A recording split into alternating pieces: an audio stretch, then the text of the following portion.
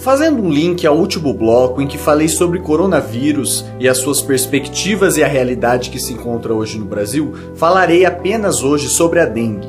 Um vírus bastante conhecido, de alto grau infeccioso, que vem acometendo muitas pessoas, se tornando uma doença grave, que muitas vezes é menosprezada e não se sabe ao certo o seu significado.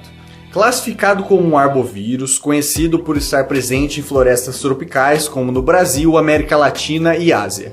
O vírus da dengue já é bastante conhecido dos brasileiros. Por volta dos anos 2000 houve uma grande epidemia e muitos casos foram relatados, tanto que o governo, junto com outros meios de comunicação e publicidade, fizeram uma grande campanha para tentar diminuir e suprimir essa epidemia. Contudo, o inseto Aedes aegypti, que é o vetor principal do vírus da dengue, vem se adaptando cada vez mais ao nosso meio, se adaptando melhor à nossa variedade climatológica e ao nosso meio ambiente, levando assim ao maior reaparecimento dos casos que por vezes vem se tornando cada vez mais grave, já que o vírus, por se acostumar e se ambientalizar com o nosso meio, vem se tornando mais forte e aumentando a sua gravidade de doença. Uma vez acometido o organismo, o vírus vai se estabelecer principalmente na camada interna dos vasos, a íntima, fazendo assim uma lesão endotelial. Ou seja, o vírus vai entrar no organismo, já pela picada do inseto, vai chegar à corrente sanguínea e ali vai fazer complexos junto às nossas células imunes, que em correlação com as nossas células de defesa, ou seja, os leucócitos juntamente ao vírus, vão causar o potencial maligno à nossa íntima celular, às nossas paredes internas dos vasos. Essa lesão vascular vai ocasionar, de forma consecutiva, um extravasamento de líquido. Vamos pensar assim, imagine que os nossos vasos são como canos, e imagine que esses canos têm pequenos furos, pequenos danos, e esse sangue que passa com a pressão que o coração exerce para todo o nosso tecido vascular, vai ocasionar esse extravasamento. E o sangue saindo dos vasos vai se acumular onde? Nos tecidos. Esse sangue que se acumula nos tecidos, pode ser considerada uma hemorragia, vai causar dano orgânico. E esse dano orgânico vai ser derivado do quê? Derivado do acúmulo de líquidos no terceiro espaço que a gente fala, que são os espaços entre órgãos e tecido.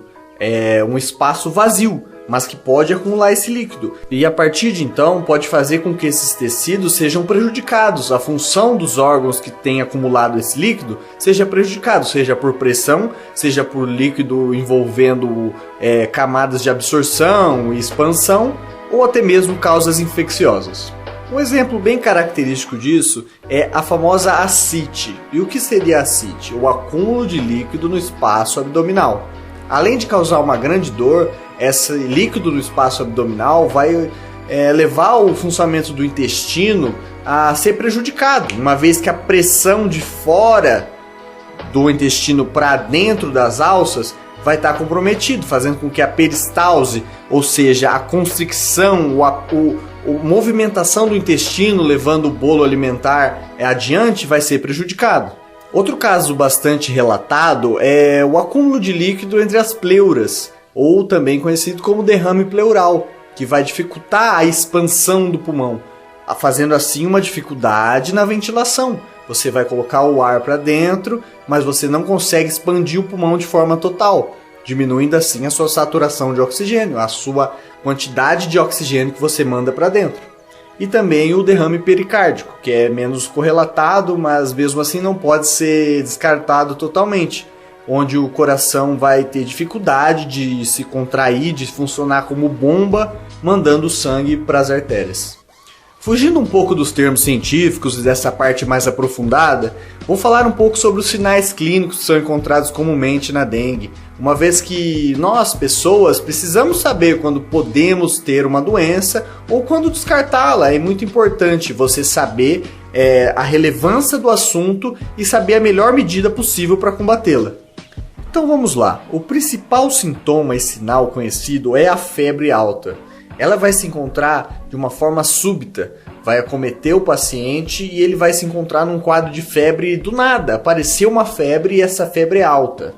A cefaleia também é bastante relatada, juntamente à dor retroorbitária, a dor atrás dos olhos, e a artralgia, que são dores relacionadas ao aumento de pressão. Aumento de pressão na cabeça, aumento de pressão atrás dos olhos e aumento de pressão nas articulações. Artralgia, articulações, dor.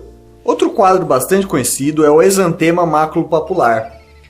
Falando de forma simples, seria uma espécie de alergia, uma vermelhidão, uma elevação do relevo da pele. Diarreias e vômitos também podem ser encontrados, mas em menor quantidade.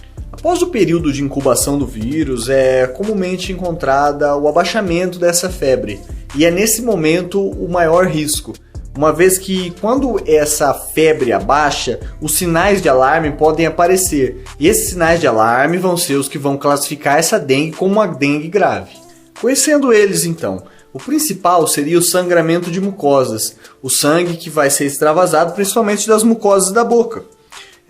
Outra forma bastante conhecida é a dor abdominal, que é derivada da ascite que eu já falei anteriormente. Juntamente a dificuldade respiratória, derivada do derrame pleural, e a dificuldade cardíaca, derivado do derrame pericárdico. Outro quadro bastante encontrado é a hipotensão postural, aquela baixada de pressão no momento que você levanta, que dá uma turvada na visão, você se sente meio tonto, mas é derivado do diminuição de pressão dentro dos vasos. Alguns encontrados laboratoriais que são mais científicos, mas é bom dar uma relatada, seria a leucocitopenia, que é a diminuição geral dos leucócitos, todas as suas classes, e a plaquetopenia, que é muito mais conhecida, ou seja, a diminuição das plaquetas dentro da corrente sanguínea. Então, fazendo um apanhado geral sobre a dengue e essa doença que a gente acabou de conhecer, muitas vezes os pacientes têm diferenças entre si, as pessoas não são todas iguais. Uma doença que pode acometer um ser humano de forma muito grave, pode acometer outro de forma irrelevante, de forma que ele nem sinta. Muitas pessoas têm dengue e nem sabem que tem dengue. Elas acabam já criando todo um aparato imunológico e esse aparato combate o vírus de forma que ela nem sente. Já em outros casos, a dengue pode ser muito mais maligna e atuar de forma muito mais direta no organismo, sendo até de uma forma grave, podendo levar até a morte. Então é importante saber e estar ligado em todos esses sinais e sintomas para que você possa procurar um hospital ou um serviço de saúde no momento que você venha a ter algum desses sinais e sintomas similares aos que a dengue nos apresenta.